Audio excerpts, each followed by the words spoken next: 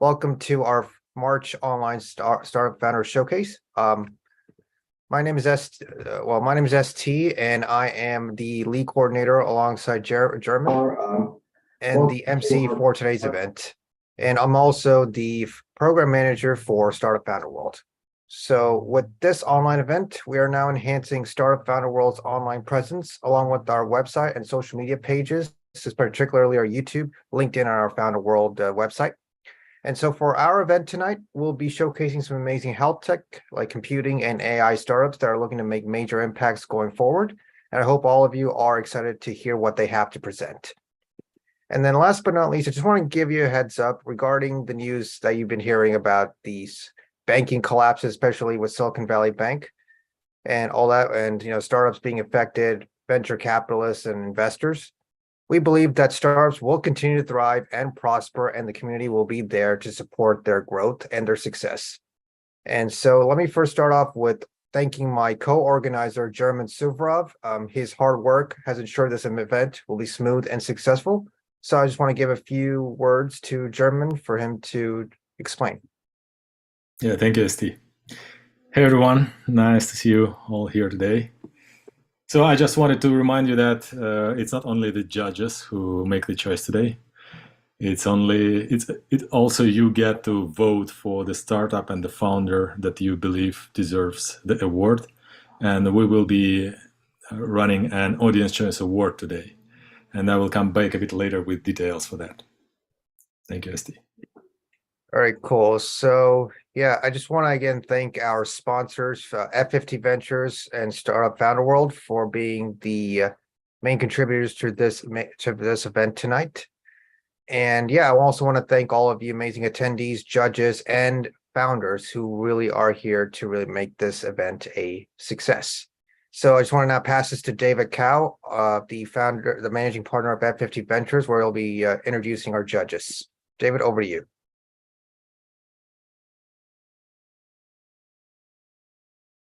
Okay, great. So welcome to our second online event in 2023. Right now I'm in Austin, Texas. So I've been flying between Austin and Palo Alto last more than 2 years now. Now I want to introduce my three judges. Maybe start from time zone, from East time zone. Pawan, you may start first. You're on mute, Pawan. Thanks, David. I'm Pawan. I'm based out of Rochester, New York.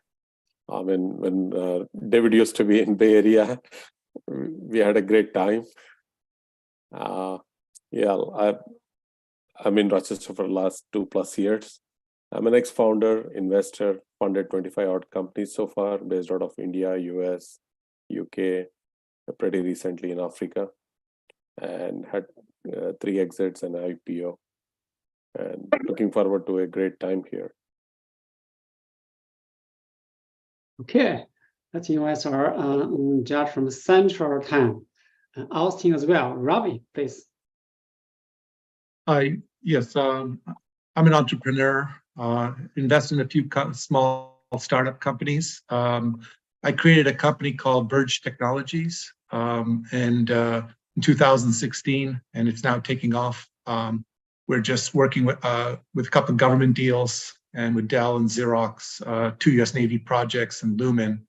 So what we created was, we created a company to eliminate database outages and provide secure, intelligent data mobility. So we're 2 years of Google, Apple, Microsoft, and Amazon, and we move away from the silos and proprietary tools. So we're the only company that provides agnostic database mobility across all cloud service providers, and the only company that provides zero database downtime.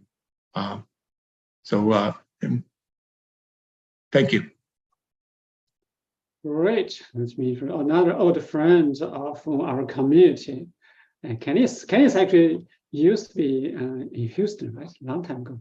Go ahead, Kenneth. Unmute yourself.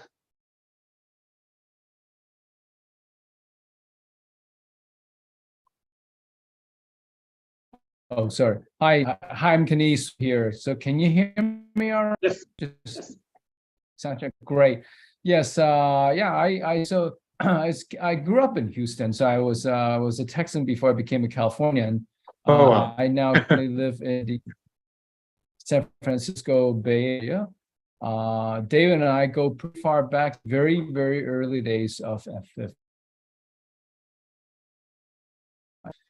Been updated for a long time. I'm very excited to be here. So I currently lead the business strategy team for financial services at Salesforce, and very excited to do that. And also I've been mentoring and advising a number of startups and been involved with the startup ecosystem for a very long time.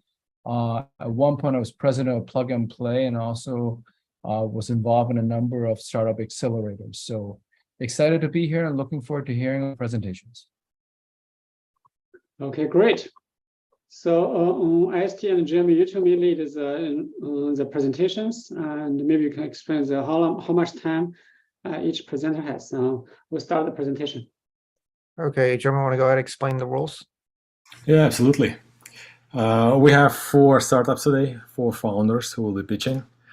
Every startup has 5 minutes for the pitch and up to 3 minutes for Q&A session with judges. Okay, so I will be running the timer. It seems that not everyone can see the timer in Zoom, so when you have 15 seconds left, I will say 15 seconds. Okay, please keep your time to the timer. We will be just cutting off if you tend to kind of overfill. Okay. We're here to let everybody do their role. So we have 4 startups. The first startup will be Suresh Krishna Madhuvarsu from Sales-Stable AI. We'll have Ajit Narayanan, Fincastro Computing. Hi. We have Raymond Alarcon with Wellness Insight Technologies. And we have Peter Malchimi Mariiti, Faidi HR. All right. So over to you, ST, please. Yeah, so our first presenter will be Suresh Krishna Madhuvarsu, the founder and CEO of Sales-Stable AI. So do you want to pull up your slide deck, Suresh? Yep. Can you enable me to share, please? Yep, we gave you screen sharing access. Okay, perfect. Hope everybody is able to see the presentation. Jeremy, you want to start the timer? Okay. 3, 2, 1, go. Perfect. First of all, thanks a lot, everyone, for providing this opportunity. I'm Suresh Madhuvarsu, co-founder and CEO of the Sales-Stable. A little bit of background over myself. I have been 4-time co-founder and 2 exits previously in the enterprise space. And this is my 3rd company in that sense. And the whole angle that we've seen when I was doing my previous startups, as well as a previous accelerator that I ran, was the whole challenge of how founders go from the founder-led sales to sales-led sales. There is such a huge chasm that is out there. A lot of founders either don't cross the chasm or even the SMBs. And that's really where more than 3 years we looked into this problem. And then finally, we said, this is a big enough problem that we have to address. And that's how we brought in Sales-Stable as the revenue enablement platform for SMBs. Our goal is super simple: to really reduce the ramp time for the salespeople so that they can close the deals faster and then increase the revenue for SMBs. And looking at the actual problem over here, it takes anywhere between 2 to 3 months to hire a great salesperson, and anywhere between 3 to 4 months to ramp them up so that they can actually go to the first sales call or even the first demo to their customer. And unfortunately, 35 to 40% of them churn in a year's time. And that's a pretty big challenge for especially startups and SMBs, because they don't really have a long time to bring in salespeople and train them again and again and again. And when we look into the market opportunity, we see that there are 4 million SMBs in the US, just in the US alone. And then combine that by these SMBs spend almost about $40 billion on the technology that they are trying to really incorporate into their companies. And last but not least, the whole of the sales enablement itself is about $18 billion market. And this is really where we looked at the problem space, we looked at the big enough opportunity, and then we also looked into the bottom-up approach of what does that really opportunity means for us. Even if we just start with the technology software companies that are in the SMB space, it is still a $1.5 billion obtainable opportunity for us. And that's really where we are super excited with the sales table and our traction so far. From the whole of the revenue generation, AI, as well as the hybrid work environment is what we focus on at this point of time. And our promise is super simple for the startups and the SMBs that we're working with. We reduce their ramp time, we make sure they close the deals much faster and increase the revenue. We do all that by providing the right onboarding, training, and making sure that there is a tracking of activities by salespeople that they have. And we are unique from the point of view that we provide the value from day one. That is really our promise. This is actually built for SMBs so that there is no training required, there is no administration required and all that. And last but not least, we use AI to make sure that there are right set of recommendations that the sales leaders as well as the salespeople get from that point of view. It's not as though that there is no one in the industry, but then 1 minute. They are either too early as simple solutions, or they are too complex and expensive. That's really where we have seen sales table is really growing much faster. At this point of time, we have 72 customers, 80 prospects in the pipeline. We are generating revenue at this point of time from 14 customers. And here is a quick set of customers that we have. Last but not least, we are really bringing in more revenue channels for us in a way that we can grow much faster in terms of, we call it as the sales launchpad, which is what we have. And then along with that, there are multiple modules that are coming in at this point of time. This is our team at this point of time. I'm Suresh Madhavasu. We have a CTO who has multiple patents. And then our engineering lead has done great things in terms of the enterprise software. Thumbs up. So thank you very much for the opportunity. All right, cool. Thank you, Suresh. Any questions from our judges?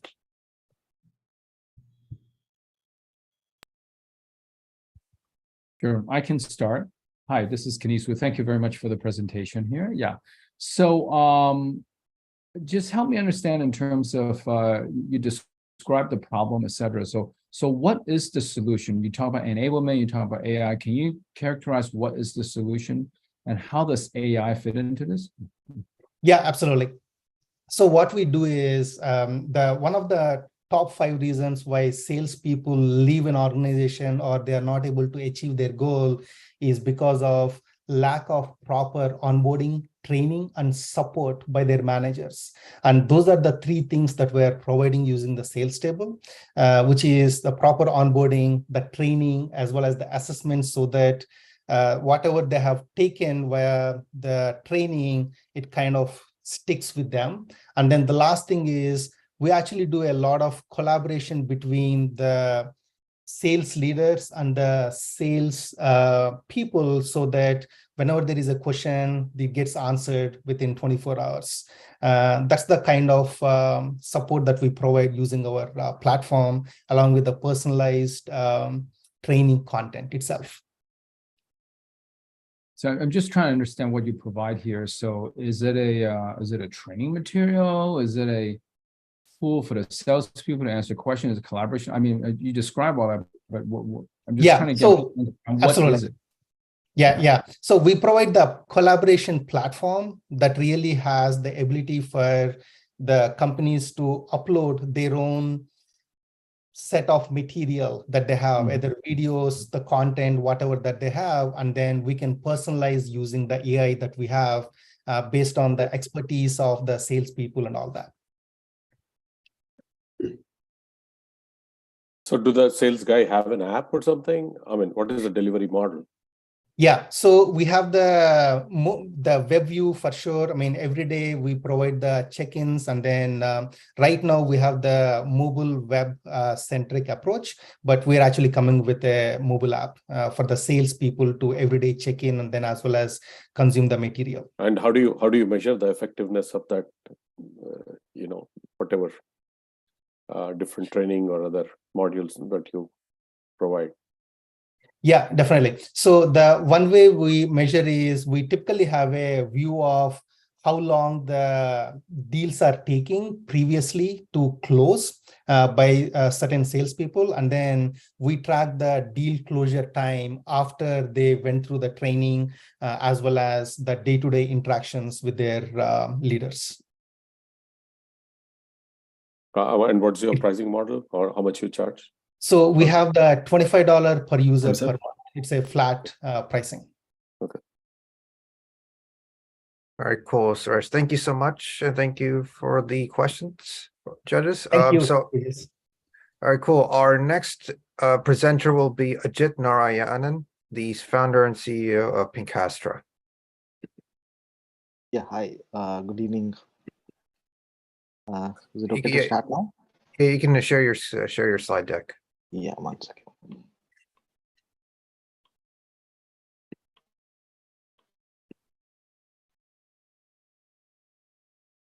Yeah, can you hope you can see the slide deck now? Yeah, we can. Okay, so can I start? Yeah. Yeah. So good evening, everybody. My name is Ajit Narayanan from Pinkastra Company Private Limited. Based out of Bangalore. One sec. Sorry, German. You want to start the timer? Okay, go ahead. Yeah. So from Ajit Narayanan from Pinkastra Company Private Limited, based out of Bangalore in India. So just a quick snapshot of what Pinkastra is about. Pinkastra is a cloud company focused on enterprises, academia, and research organizations, and we tend to help these organizations to consolidate their IT infrastructure using Pinkastra Cloud Platform and a hyper-converged infrastructure product. So basically what you see on the right side is a sample of a Pinkastra hyper-converged infrastructure, which encapsulates the product components. You can see compute, network, storage, and everything, which is software focused, and also a few solutions built on top of the private cloud infrastructure, like analytic engine and database as a service, container as a service, business continuity and DR solutions, and IoT solutions, and serverless platforms. So as a small company based out of India, we really have a global ambition. That is what is depicted on the left. Current operational regions, which is mainly focused in India, and literally we have a global expansion roadmap for 2023 and 24. That's a quick snapshot of what Pinkastra is. And for people who want to understand what is hyperconverged infrastructure, lately there has been a lot of attraction on hyperconverged infrastructures for easy deployments of private cloud infrastructure, and enterprises are moving away from their traditional IT setup, which has few benefits, like the complete infrastructure is software focused, and it can run on any commodity hardware on the x86 platform. It brings in more agility to the team, captive IT team, and microservices, as you know, is the new normal these days. So the applications which the application developers all cloud focused and portable. So in that case, hybrid cloud and all things which is attracting interest will help such a deployment. And cloud resources come on demand and easily scalable as nodes. Strategic reasons for any enterprise to use such a setup is public cloud usage at scale may be ugly, and auxiliary workloads really don't require public cloud. They can be offloaded to a private cloud setup and totally bringing a hybrid cloud setup. And some organization which really gives importance to data privacy and sovereignty. Yes, again, that's the best use case. And last but not least, there is a very low total cost of ownership owning such an infrastructure. Now, use cases, yes, totally focused on enterprises, academia, and government and research organizations. These are a few categories wherein people would try to have a hybrid setup, because lately public clouds are like not of, I mean, it's being very expensive. So a lot of workloads they are planning to, and in academia, definitely public cloud does not make any sense. So there it suits. And in government and research organizations, especially, they don't put anything on public cloud always. So what you see on the right side is a few large organizations which have their own private cloud setup, maybe not with HCI, but they do have a private cloud setup always. And few of my customers and prospects. 1 minute. Yeah. And private cloud HCI market positioning. This is how HCI we are marketing. I mean, positioning ourselves. Leaders in this category as VMware and Nutanix always, but there is still a lot of opportunities, and especially when VMware is going through a lot of turbulence with these Broadcom. People are looking for an alternative solution for these private cloud setups, and that's where we are positioning ourselves. This is a quick TCO comparison of a 10-node implementation. We did compare it with Nutanix and VMware implementations, wherein a total cost of ownership reduces by like 50 to 75% when it's Pinakasha compared to Nutanix or VMware. And we have two different deployment models. One is the CapEx model, where the customer has to buy the product and deploy it on. Thank you. Yeah, all right, cool. Thank you, Jit. So we'll now move on to our judges for questions for Q&A.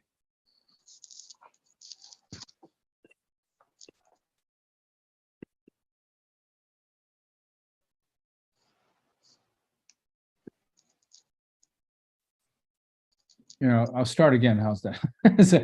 so thanks again for the presentation here. Yeah, can you maybe help? How are you going to market right now? You've shown a number of logos there. So how are you getting the customer today, and how are you planning? You have very aggressive growth plans across globally. So, and how are you planning to get there?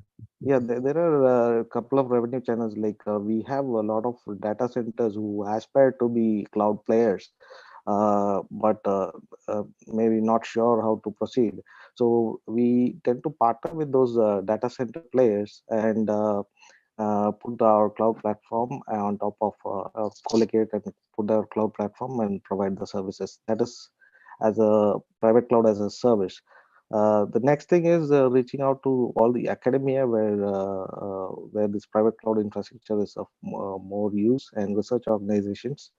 That is how we want to reach out people, and certain marketing strategies like participating in the events and the booths and exhibiting this product and solution. That's how we want to go. How does your pay-as-you-go model work? Is it a monthly subscription? Yes, it's a monthly subscription where a customer need not own it. We own the infrastructure. Maybe we will identify a closest data center for them, and which may reduce their latency and all those things. And they can just consume, provision, and pay. It's a pay-as-you-go model. So your customers are mainly data centers? Not data center, not really. The enterprises who want to offload the auxiliary workloads from public cloud and want to keep private and all. Okay, thank you.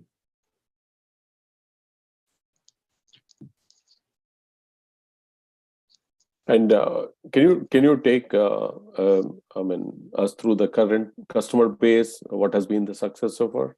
So my 30 current seconds. have a first customer as Railtel Corporation of India, which is a PSU under Government of India. That's a flagship customer which I have. We literally replaced their VMware setup with Pinakasha Cloud in 2 different data centers in Bangalore and Hyderabad. Literally replacing the And so, VMware. what is the secret recipe in that box? compared It's to- like hyper-converged, so it's like the hardware is optimized to the Thumbs up. better way to Right. run Okay. the cloud software. Yeah. Okay.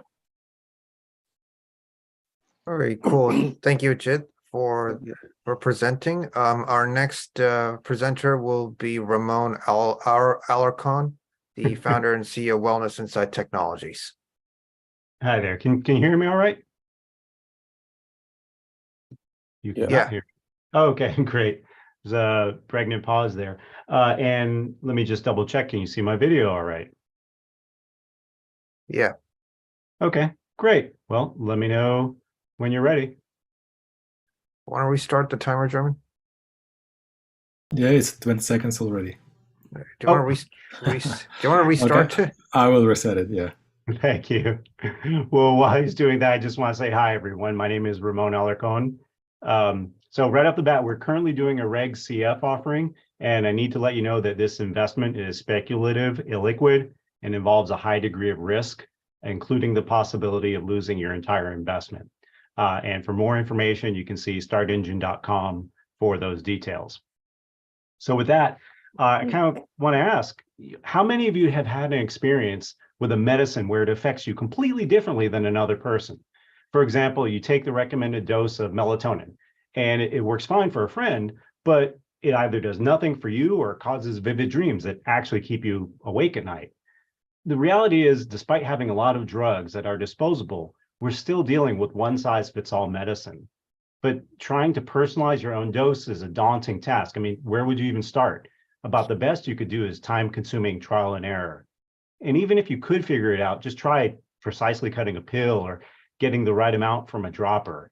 And timing is equally confusing. And this lack of personalization results in either over-medicating and wasting money or poor results, such as bad sleep, high stress, or just plain poor wellness. But it doesn't have to be this way. The proliferation of smartwatches, rings like Aura, wearable glucose and hydration sensors, they're all proof of the demand for personalized wellness. But none of these measure what we actually put into our bodies. That is until now. Meet Kazoo. Kazoo is our self-care technology platform that provides precise, personalized doses of popular medicines and supplements. And Kazoo guides people on a journey to help them figure out what works best for them. And once they figured it out, it allows them to consistently achieve those results again and again. It's easy to use. After entering your information into the Kazoo app, you connect one of our pre-filled pods to the device, and now in your control. You can personalize your dose down to the milligram level, something no pill or capsule can do. And then Kazoo checks in with you over time, automatically tracking your progress and helping you figure out what works best for you. And because it's a connected system, it improves over time, giving you the ability to learn from the crowd and make better recommendations for the future. And of course, the connectivity allows for all types of data analysis needed to help optimize our business as well, including what products to offer in the future and how to optimize our supply chain. And there's really nothing like this out there. None of the status quo solutions provide a combination of personalization and control. And of course, none of them connect, right? Meaning none of them can afford the ability to program dosing regimens automatically or connect with 24/7 guidance. And our early consumer research really helped us identify the features that resonate the most. Importantly, all of the key launch features all rated 4.0 or better on a 5.0 scale. And just the simple act of being able to save and replay a dose again and again was a revelation for most people. So Kazoo lives at the intersection of wellness technology, natural medicines, and supplements. Combined, these markets are worth over 500 billion. We'll be launching into the natural medicines and supplements market because of the regulation allows us to go quickly. and people use for a lot of the common conditions. And in the future, we have the optionality to go into the OTC and RX markets. So we'll launch later this year with a DTC model with our own house brand of CBD and melatonin, so those two different pods.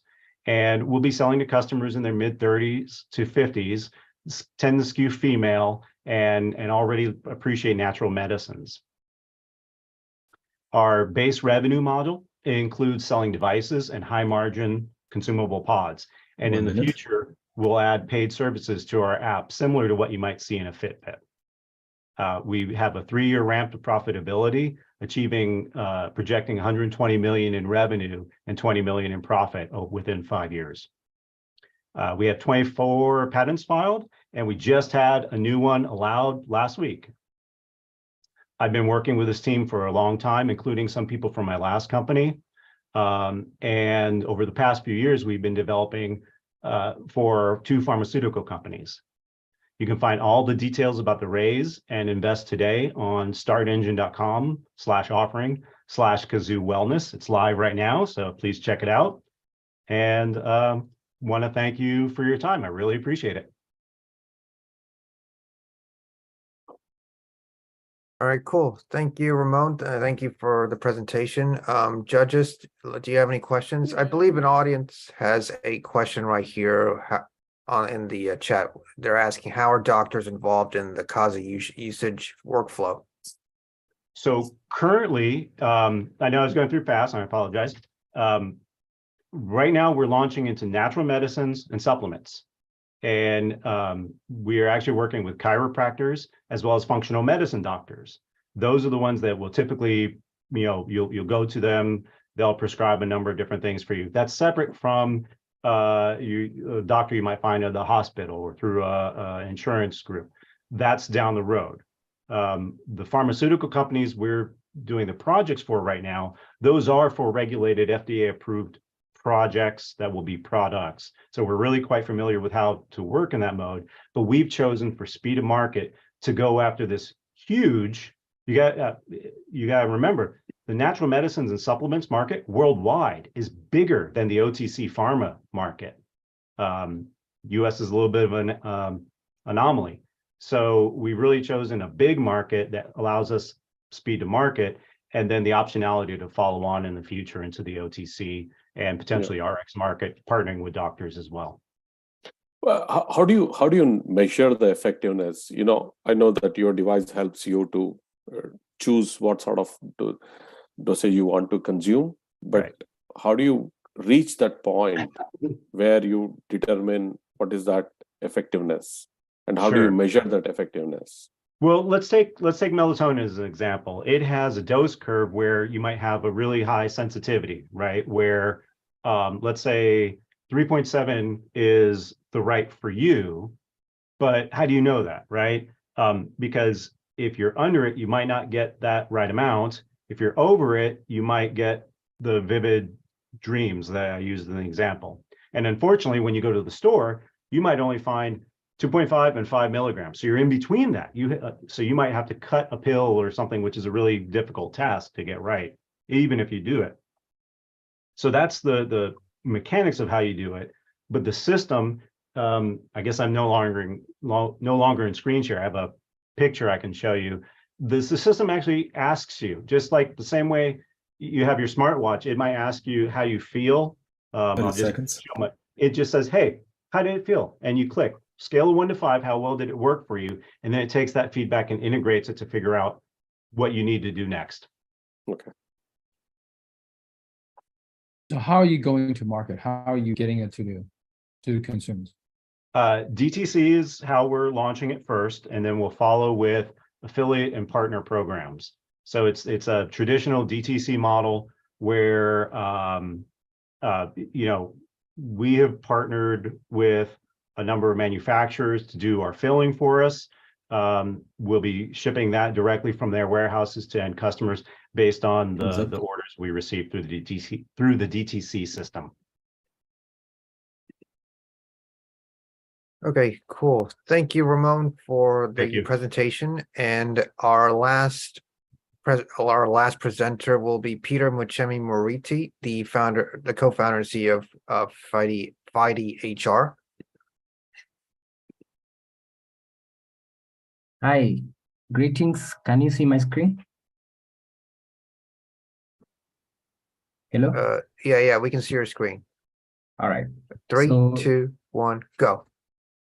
Hi, everyone. My name is Peter Mushemi. I'm the CEO of FIDE HR.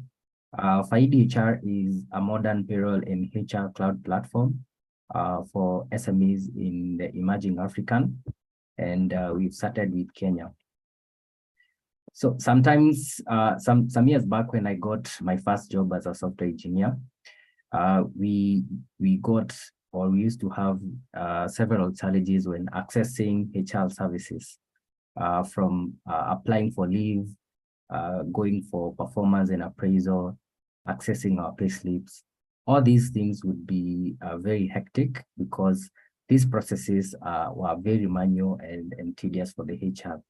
You'd realize that the HR would have compliance issues because the payroll is done on Excel sheet or on paper. And therefore, these reports would be prone to errors. And when they are filing for the statutory bodies to the relevant authorities, these reports would have errors. And of course, the global solutions that are in the African market are very expensive to implement and are out of reach of these SMEs. So what we did is we built one in all cloud payroll platform that allows these SMEs to use the platform on cloud, and which is localized to the African market. So FIDE HR is not just a payroll and HR platform. So we're building an ecosystem that will plug in with banks, insurance providers, BNPL, savings, and so on and so forth. So the African market is more than 10 billion in SaaS value, and we have more than 500 million employees in Africa. And this, in the next 10 years, will represent about 30% of the global workforce. Kenya alone has more than 3 million formal employees. We make money through subscription model, whereby we charge per employee, per package, or rather based on the package. And we have basic, standard, and advanced packages, which are differentiated by the features we used. So far, we get customers from social media, which represent about 60%. We have free access, we do content marketing, and also the normal cold calling to acquire our customers. So we have more than 200 companies using our platform, and this has an estimate of 25,000 in estimated annual run rate. And currently our platform processes more than $800,000 on monthly salaries. Our dream team is composed of Peter, who is a software engineer, and Mike, who is also a software engineer, and we've been friends. And we have more than 10 years implementing solutions in the East African market in both FinTech and HealthTech. We also have a team of about 7 full-time employees who have really shown the zeal to execute this product and scale it across Africa. We definitely have competitors, but why we have an advantage is our features allows payroll leading. Features like onboarding, offboarding, hiring have really proven to really differentiate us from our competitors. And this is based on feedback from our customers. We are currently leasing a pre-seed of 500,000 to help us enable our product for different markets in East Africa, because we're currently in Kenya. We want to launch in East African countries, acquire more customers and expand, and also power our operations and talent. So ladies and gentlemen, join us to build the future of work in the African market and emerging markets. Thank you. You still have 1 minute. Shall we go to Q&A and have 1 more minute for Q&A? We'll just do Q&As now. All right. Yeah, judges, any questions for Peter?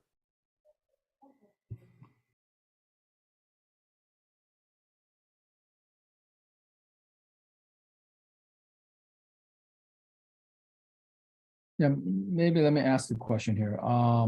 HR and excuse me, the HR and payroll platform is I mean, you list the number of competitors. There's a lot of companies offering this. So how, what is unique about the African market that you're focusing on that? And is there any nuances or capabilities that is really tailored toward that market that makes you stand out? All right. Thank you, Wu, for that question. Yes, we definitely have quite a number of companies, and most will address global companies, which you might be aware of. But now the challenge with African market is a really fragmented market. So let's say an example of QuickBooks. QuickBooks is a US-based company and has a very strong presence in the African market. But now the problem is they're very strong on accounting. But now when it comes to payroll, payroll is fragmented in terms of every African market you learn has different taxes. And you realize that the African market would require you to do customization. This is something that SMEs are not willing to do. Probably they would want you to customize for them, but now it becomes very expensive because for you now to get a consultant from QuickBooks to do the customization, then it becomes very expensive. But now what you've done is, like in Kenyan market, our product is ready to use. It has a self-onboarding feature whereby everything is done for you as an SME. In fact, our platform is free for 5 employees and below. So what has happened is you realize there are companies that can afford these solutions. Maybe if you have 100 employees above, but majorities of the African SMEs who are between 1 and 100 employees don't have these solutions. In fact, I normally like to say one of our biggest competitors is Excel sheets. I don't know whether that have answered your question. Yeah, thank you. I have a question. So how many countries in Africa you can cover? And is there any like legal barriers to enter different countries? So right now we are only in Kenya, but we can literally move to any country and there's no barrier to entry. So what you realize is that every country that you launch in would require some sort of modification in terms of our approach and implementation. But the advantage we have is if you look at different regions in Africa, more or less have different, or rather have a similar implementation approach. An example would be Kenya and East African countries. So more or less they work in a similar manner. So for us to launch in other East African countries, it would actually be easier than it is to launch probably in West African countries. However, we have an expansion strategy that will allow us to move in a strategic way to all these countries. Of course, we are going to start with English speaking countries because we have an advantage with that. Yeah. Okay, cool. Thank you, Peter, for that presentation. And yeah, I believe we have now completed all of our presentations, and I believe David has put up a link for judges to convene. Is that right, David? Yes, the judges will go to a different Zoom link. And I think Jim can get the link as an open mic introduction for any audience who want to speak. Okay. Okay, so while Dennis, can you go to the other Zoom link on the chat room? Okay, will do. Thank you. Thank you, Nice.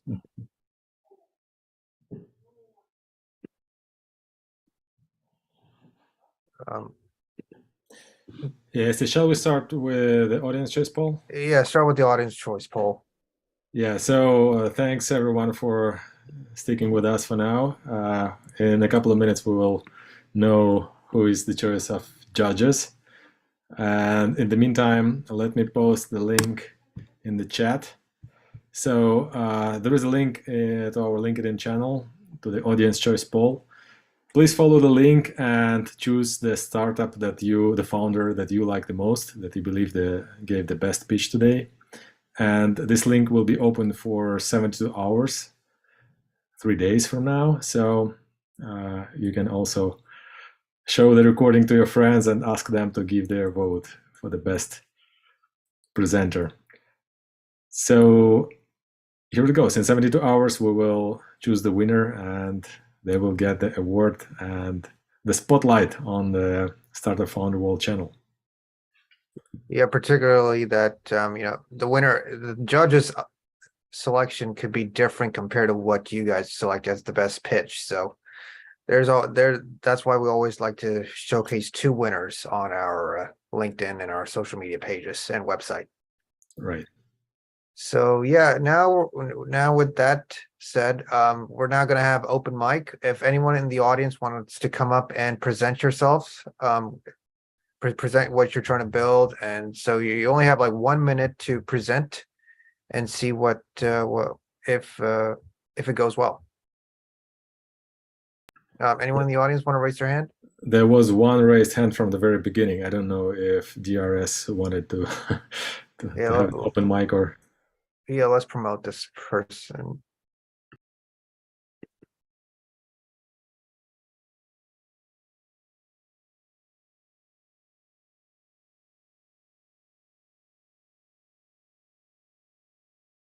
Is that your name, DRS?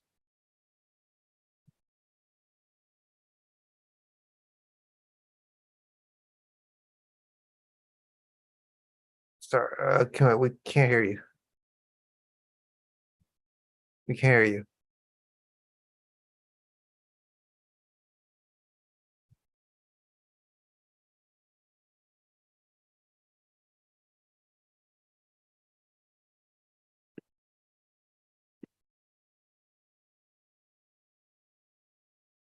Oh, it looks like the audio's not working for him, but yeah, it's fine. Anyone else want to come up and present?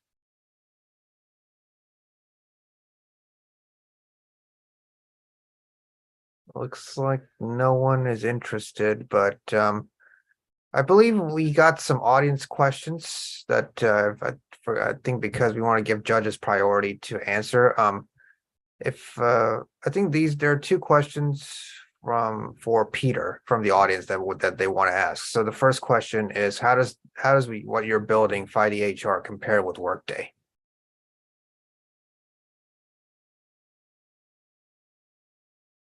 That's for you, Peter. Hi, thank you for that question. Yeah, so Workday would be one of our competitors, I would say, in the Kenyan market, but of course they are stronghold in the US. But now our advantage is we are niche market. For us, we are addressing a very niche problem that we really thought about. It's a local problem, and I think that's where our advantage is, because it would be very rare for Workday to come to Kenya and start doing implementation specific for SMEs. Yes, they can do enterprise, and I know their stronghold is on enterprise, but our market is on SME sector, which makes up more than 80% of the African market. Cool. And another question they asked was, what is the path to reach 10 billion in revenue? All right. So currently we are at about 25,000 US dollar and in annual recurring revenue. And I believe in the next 5 years, we should be about 100 million in annual recurring revenue, which should give us a valuation of $7 billion. So yeah, that's my thoughts on that. But it's pretty early for us, but I believe the potential is huge, looking at the fact that the African market is doubling. So currently we're talking of 10 billion, but the African market is still very, very young, and it's doubling every year. So that, of course, presents so many opportunities for us. And of course, it's very important for me to mention that the end goal for FiDHR is not just payroll, is to power the whole employee ecosystem. So when I say ecosystem, I mean there are people doing early and wage access, on-demand pay. So these startups, these companies have one challenge. They don't have data. So what we want to do in the future is become a data company by powering all these services through APIs, so that if you are lending and you want to do verification, you want to do credit scoring, you can actually use our platform to score a particular employee in Africa that they are actually earning 50,000 US dollars or 50,000 Kenya shillings, because that is one of the biggest challenges to lending startups. We have startups like Tala, Branch, and so on and so forth. But now what they normally do, they rely on unverifiable data. For example, I'll give you a good use case. When I'm trying to access a loan from Tala, they would ask me, Peter, how much do you earn on a monthly basis? I'll tell them $1,000. But how do they verify that? They will proceed and give me probably a 10% of that as my credit score. Okay. But now when I access that, probably I'm lying. But you see, now with our platform, all that will be verifiable. Talk of insurance, talk of buy now and pay later. So all this will form an ecosystem that will make us a data company. And I believe that is the future. Thank you. Very cool. Thank you, Peter. And another question from the audience for Suresh, if you're still there. So how does Sales Table use their own software? And how has this been like their churn? I think that's what they're saying on the Q&A.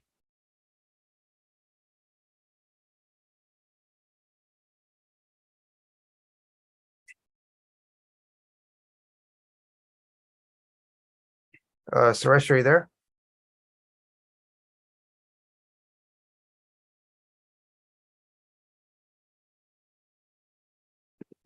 Believe he went out. So in the meantime, I just wanted to quickly ask all of the presenters here, like, how are you guys able to keep propelling forward with your with everything that's going on with the banks collapsing, especially Silicon Valley Bank? How are each of you able to continue propelling forward with your venture? I could jump in. We don't bank with them, so Yeah. we chose a much larger bank, one of the top 3 banks. So that's given us comfort. More broadly speaking, in this climate, it's actually one of the reasons we turned to crowdfunding. There's I think there's a lot of interest at the consumer level, and the crowdfunding community is really closer to the consumer level than it is to the large VC level. And we view that as an opportunity to build a community, gauge interest in what we're doing, gain some funding, and then hopefully over time the VC environment becomes a little more favorable toward the latter half of this year, and then we can avail ourselves to that at that point in time. Okay. In Acastra, what we do is we are still bootstrapping, and whatever revenues we're generating from the current customer base, it goes back to the development and the operations on a regular basis. So that's how we are surviving as of now. So it's like fueling back. Okay, somebody has your video background noise sound on. Okay, I think the judges are ready to announce the winner. Can you invite all the presenters to turn on your video? All the presenters. Actually, I am not able to start my video. It says host has stopped it. Maybe because you were stopped just now. Okay, hold on. Yeah, for some time. Okay, do we have everybody? Do we have one more? Right? Ram and Rama? Yeah, I'm not able to start my video. It says host has stopped it.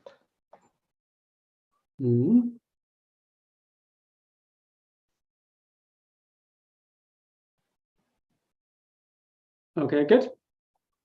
Very good. Who is Ajit? Yeah, I'm speaking. I'm not able to start the video.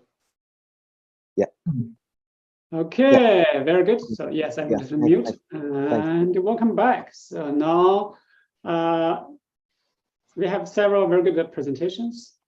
we have a little bit of debate, and luckily we are in agreement about who is the winner. I'm going to invite Kenneth to announce the winner. Drama, please. How's that drum roll here? The cheap version of drum roll. So, all right. So again, thank you for all the presenters and all the entrepreneurs. We've been in your shoes. It's not easy, and it's especially tough in a remote environment, right? So I think, I think it was great presentation, and I know it's also tough in such a short time, but we deliberated, and I think we have the winner. So I just want to say drum roll one more time. So the drum roll for the winner is Fadi HR. So Peter, you did a great job, and I think I'm going to hand it over to my buddy Pavan for some comments. Yeah, and thanks, Kenneth. I think they were all good presentations. Pretty dispersed areas. Deep tech, AI, healthcare, and then we have HR services. Again, for all of you, this is just the beginning. As Kenny said, we have all of us in this panel have been through this, ups and downs. But again, everything has a perspective, everything is an opportunity, and everything has a potential for growth. So keep pushing, keep pursuing. Couple of reasons why FiDi HR. I have an interest in FiDi HR because I advise them, but I was not part of the decision. I just want to make that disclosure. But again, a couple of reasons is they seem to have a good revenue model, good business model, and they gained some traction in the market where they are operating, and they seem to understand what they're doing. And also, we see that there is a good potential for growth there. So these are the factors, and these are some of the reasons why we chose FiDi HR. Having said that, I think Sales Stable has a great potential. I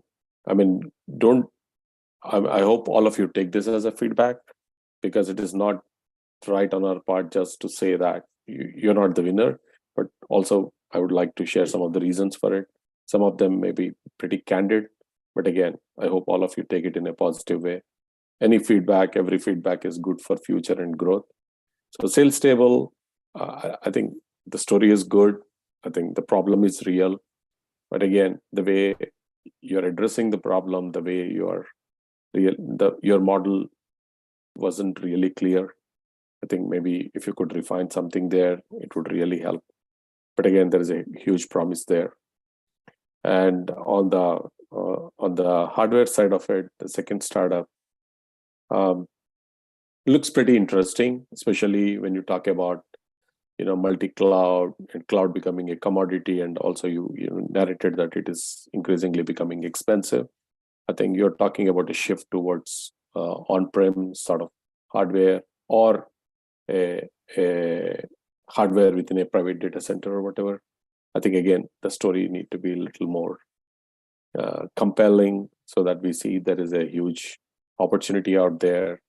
And some of your use cases, some of your stories with the customers would have really helped. On the medical one, I think looks pretty interesting. I think a bit of confusion is like when you talked about medications and all. I think the first thing everybody gets to mind is FDA regulations, some sort of compliance and all. So some clarity on that part. And the real space where we struggle is, how do you measure it? If there could be some scientific approach to measure the outcomes, or to define what could be the dosages of an individual, that would be great. If you so this is some feedback. We could be right, we could be wrong, but again, this is what we felt. So maybe part of it is right, so you take it. Part of it is misunderstood by us, you correct in your next presentation. So all the best for everyone. Thank you. Thank you. That's a very good summary. So Ravi and Kenny, do you have anything to add? No, they were, I mean, they were all great presentations. And I think the opportunities are going to do well for everyone. I think just the feedback that Pavan gave regarding to some of the companies and stuff makes a lot of sense. And just take a look at that and see how you can refine it. But I think you guys are winners there. It's just a matter of refinement, what needs to get done. You're very close.